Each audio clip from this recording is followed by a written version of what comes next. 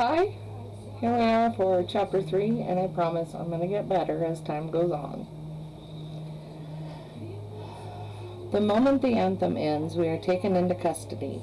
I don't mean we're handcuffed or anything, but a group of peacekeepers marches us through the front door of the Justice Building. Many tributes have tried to escape in the past. I've never seen that happen, though. Once inside, I'm conducted to a room and left alone. It's the richest place I've ever been in, with thick, deep carpets and a velvet couch and chairs. I know velvet because my mother has a dress with a collar made of the stuff. When I sit on the couch, I can't help running my fingers over the fabric repeatedly. It helps to calm me as I try to prepare for the next hour, the time allotted for tributes to say goodbye to their loved ones. I cannot afford to get upset, to leave this room with puffy eyes and a red nose.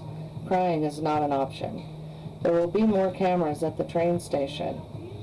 My sister and mother come first. I reach out to Prim and she climbs on my lap, her arms around my neck, head on my shoulder, just like she did when she was a toddler. My mother sits beside me and wraps her arms around us. For a few minutes we say nothing. Then I start telling them all the things they must remember to do now that I will not be there to do them for them. Prim is not to take any tesserae. They can get by, if they're careful, on selling Prim's goat milk and cheese and the small apothecary business my mother now runs for the people in the seam. Gail will get her the herbs she doesn't grow herself, but she must be very careful to describe them because he's not as familiar with them as I am. He'll also bring them game. He and I made a pact about this a year or so ago, and will probably not ask for compensation, but they should thank him with some kind of trade like milk or medicine. I don't bother suggesting Prim learn to hunt. I tried to teach her a couple of times and it was disastrous. The woods terrified her, and whenever I shot something, she'd get teary and talk about how we might be able to heal it if we got it home soon enough. But she makes out well with her goat, so I concentrate on that. When I am done with the instructions about fuel and trading and staying in school, I turn to my mother and grip her arm hard. Listen to me. Are you listening to me? She nods, alarmed by my intensity. She must know what's coming. You can't leave again, I say.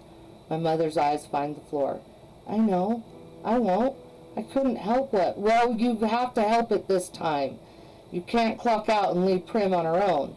There's no me now to keep you both alive. It doesn't matter what happens. Whatever you see on the screen, you have to promise me you'll fight through it. My voice has risen to a shout, and it is all the anger, all the fear I felt at her abandonment. She pulls her arms from my grasp, moved to anger herself now. I was ill. I could have treated myself if I had had the medicine I have now. That part about her being ill might be true. I've seen her bring people back suffering from immobilizing sadness since. Perhaps it is a sickness, but it's one we can't afford. Then take it and take care of her, I say. I'll be all right, Katniss, says Prim, clasping my face in her hands. But you have to take care too. You're so fast and brave. Maybe you can win. I can't win. Prim must know that in her heart. The competition will be far beyond my abilities. Kids from wealthier districts, where winning is a huge honor, who've been trained their whole lives for this. Boys who are 2 to 3 times my size. Girls who know 20 different ways to kill you with a knife. Oh, there'll be people like me, too.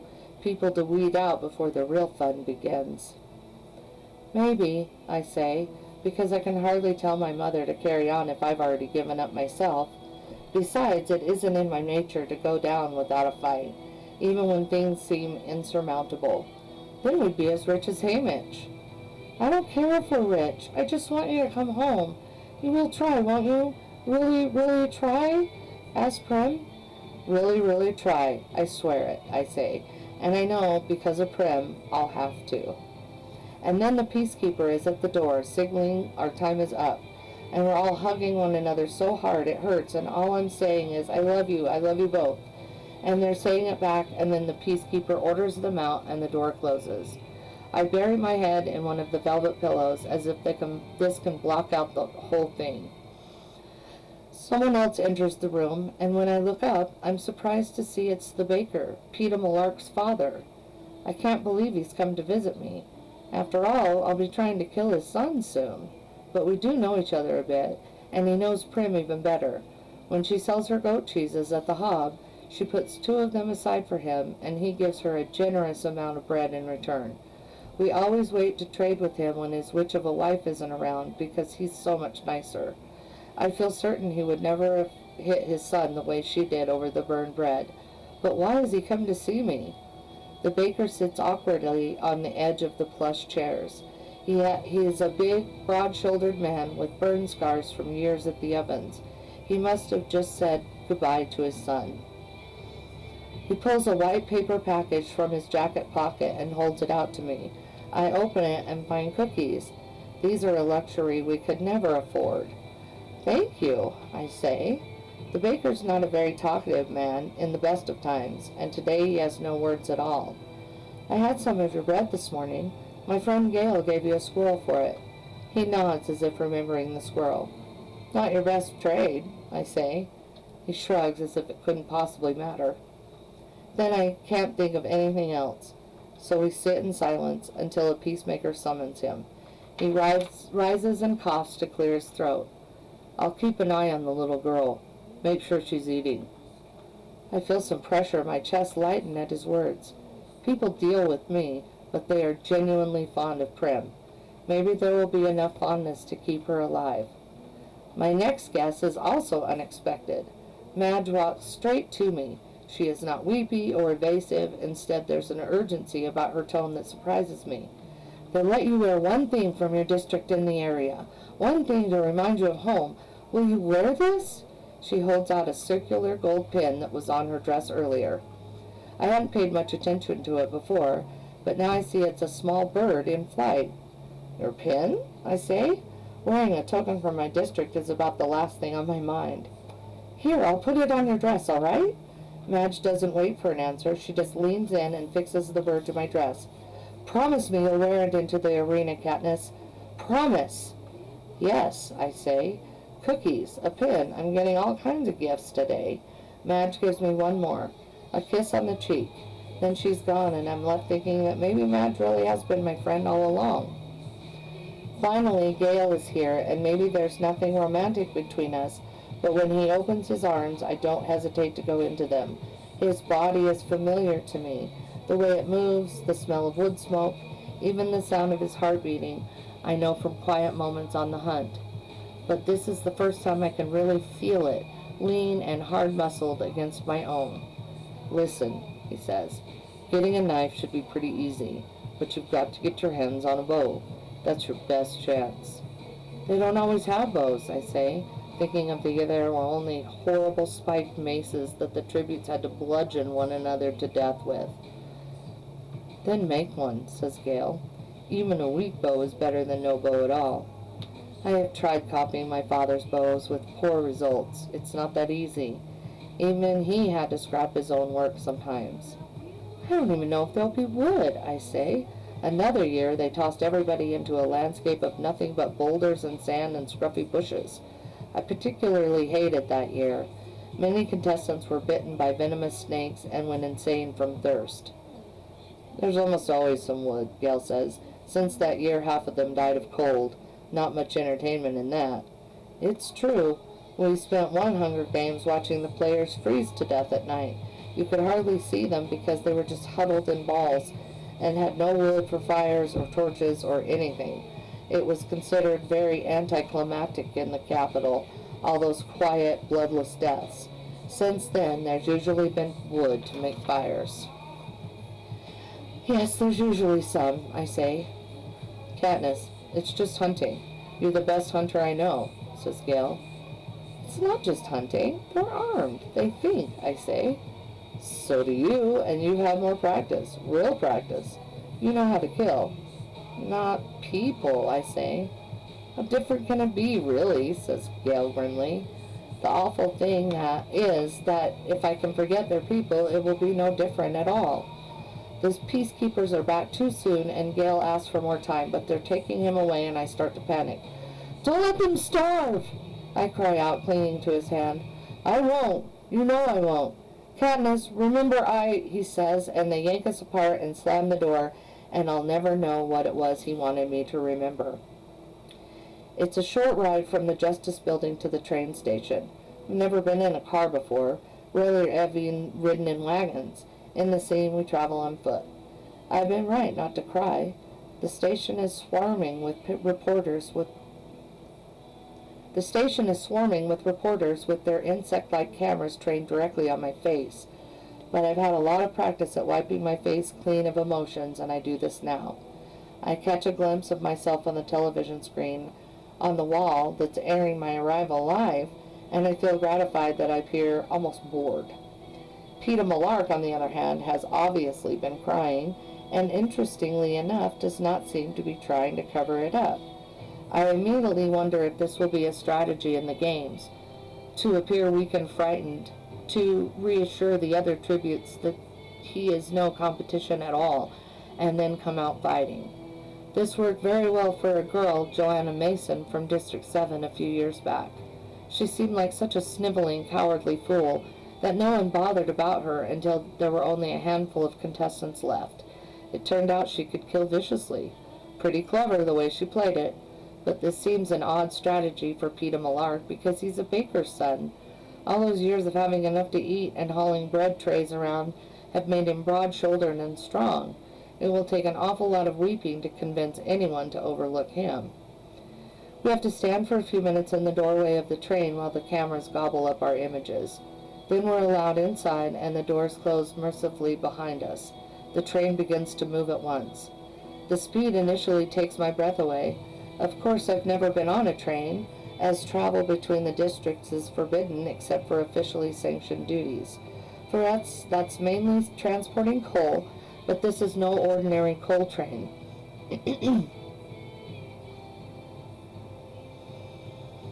It is one of the high-speed capital models that average 250 miles per hour. Our journey to the capital will take less than a day. In school, they tell us the capital was built in a place once called the Rockies. District 12 was in a region known as Appalachia. Even hundreds of years ago, they mined coal here, which is why our miners have to dig so deep. Somehow it all comes back to coal at school. Besides basic reading and math, most of our instruction is coal-related, except for the weekly lecture on the history of Panem. It's mostly a lot of blather about what we owe the capital. I know there must be more than they're telling us, an actual account of what happened during the rebellion, but I don't spend much time thinking about it. Whatever the truth is, I don't see how it will help me get food on the table. The tribute train is fancier than even the room in that Justice Building. We are each given our own chambers that have a bedroom, a dressing area, and a private bathroom with hot and cold running water. We don't have hot water at home unless we boil it. There are drawers filled with fine clothes, and Effie Trinket tells me to do anything I want, wear anything I want. Everything is at my disposal. Just be ready for supper in an hour. I peel off my mother's blue dress and take a hot shower. I've never had a shower before. It's like being in a summer rain, only warmer. I dress in a dark green shirt and pants. At the last minute, I remember Madge's gold pin. For the first time, I get a good look at it. It's as if someone fashioned a small golden bird and then attached a ring around it. The bird is connected to the ring. The bird is connected to the ring only by its wingtips. I suddenly recognize it. A mockingjay. They're funny little birds and something of a slap in the face to the capital. During the rebellion, the capital bred a series of genetically altered animals as weapons. The common term for them was mutations, or sometimes mutts for short. One was a special bird called a jabberjay that had the ability to memorize and repeat whole human conversations. They were homing birds, exclusively male, that were released into regions where the capital's enemies were known to be hiding. After the birds gathered words, they'd fly back to the centers to be recorded. It took people a while to realize what was going on in the districts, how private conversations were being transmitted. Then, of course, the rebels fed the capital endless lies, and the joke was on it. So the centers were shut down, and the birds were abandoned to die off in the wild. Only they didn't die off. Instead, the jabberjays mated with the female mockingbirds, creating a whole new species that could replicate both bird whistles and human melodies. They had lost the ability to enunciate words, but could still mimic a range of human vocal sounds, from a child's high-pitched warble to a man's deep tones. And they could recreate songs, not just a few notes, but whole songs with multiple verses, if you had the patience to sing them and if they liked your voice. My father was particularly fond of mockingjays. When we went hunting, he would whistle or sing complicated songs to them, and after a polite pause, they'd always sing back. Not everyone is treated with such respect, but whenever my father sang, all the birds in the area would fall silent and listen. His voice was that beautiful, high and clear and so filled with life, it made you want to laugh and cry at the same time. I could never bring myself to continue the practice after he was gone. Still, there's something comforting about the little bird. It's like having a piece of my father with me, protecting me. I fastened the pin onto my shirt, and with the dark green fabric as a background, I can almost imagine the mockingjay flying through the trees. Effie Trinket comes to collect me for supper. I follow her through the narrow, rocking corridor into a dining room with polished paneled walls. There's a table while all the dishes are highly breakable. Peeta Millark sits, waiting for us, the chair next to him empty. "Where's Hamish?" asks Effie Trinket brightly. Last time I saw him, he said he was going to take a nap," says Peeta. "Well, it's been an exhausting day," says Effie Trinket. I think she was relieved by Hamish's absence, and who can blame her? The supper comes in courses: a thick carrot soup, green salad, lamb chops, and mashed potatoes, cheese and fruit, a chocolate cake.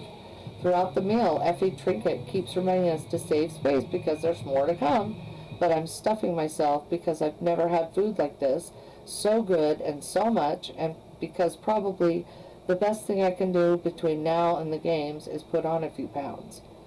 "At least you two have decent manners," says Effie as we're finishing the main course. "The pair last year ate everything with their hands like a couple of savages. It completely upset my digestion." The pair last year were two kids from the seam who'd never, not one day of their lives, had enough to eat, and when they did have food, table manners was surely the last thing on their minds. Peter's a baker's son. My mother taught Prim and me to eat properly, so yes, I can handle a fork and knife, but I hate Effie Trinket's comments so much, I make a point of eating the rest of my meal with my fingers. Then I wipe my hands on the tablecloth. This makes her purse her lips tightly together. Now that the meal's over, I'm fighting to keep the food down. I can see Peeta's looking a little green, too. Neither of our stomachs is used to such rich fare. But if I can hold down Greasy's safe concoction of mice meat, pig entrails, and tree bark, a winter specialty, I'm determined to hang on to this. We go to another compartment to watch the reap in the regions across Panem. They try to stagger them throughout the day so a person could conceivably watch the whole thing live, but only people in the capital could really do that, since none of them have to attend reapings themselves. One by one, we see the other reapings, the names called, the volunteers stepping forward, or more often not. We examine the faces of the kids who will be our competition. A few stand out in my mind: a monstrous boy who lunges forward to volunteer from District 2, a fox-faced girl with sleek red hair from District 5, a boy with a crippled foot from District 10, and most hauntingly, a 12-year-old girl from District 11. She has dark brown skin and eyes, but other than that, she's very like Prim in size and demeanor. Only when she mounts the stage and they ask for volunteers, all you can hear is the wind whistling through the decrepit buildings around her. There's no one willing to take her place. Last of all, they show District 12. Prim being called, me running forward to volunteer. You can't miss the desperation in my voice as I shove Prim behind me, as if I'm afraid no one will hear and they'll take Prim away. But of course they do hear. I see Gail pulling her off of me, and I watch myself mount the stage. The commentators are not sure what to say about the crowd's refusal to applaud, the silent salute. One says that District 12 has always been a bit backward, but that local customs can be charming. As if on cue, Hamish falls off the stage, and they groan comically. Peeta's name is drawn, and he quietly takes his place. We shake hands, they cut to the anthem again, and the program ends. Effie Trinket is disgruntled about the state of her wig. Your mentor has a lot to learn about presentation, a lot about televised behavior. Peeta unexpectedly laughs.